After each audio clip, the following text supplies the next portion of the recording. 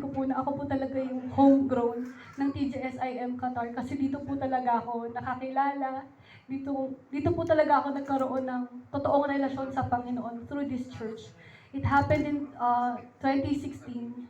Dati po 9th anniversary pa lang ng church. Ngayon 16th na. Kaya as in yung sobrang saya po ng puso ko nung makita na patuloy na lumalag. Nung na-stroke siya, she couldn't even speak. Ngayon po mas madaldal pa po sa akin. So all the glory to God po talaga. Why, you love me like you love me. Your love is better than silver, better than gold, better than anything I've ever known or never know. Why, you love me. Trying to review the messages.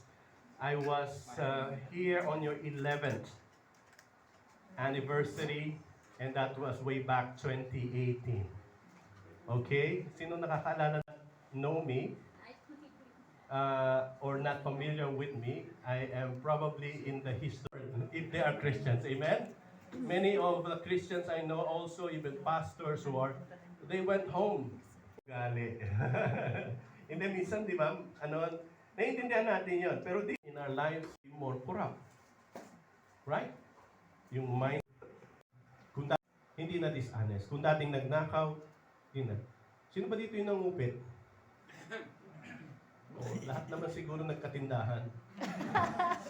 Sorry, ma. That must be discarded and things that must be displayed. So, ibig sabihin, may mga bagay na things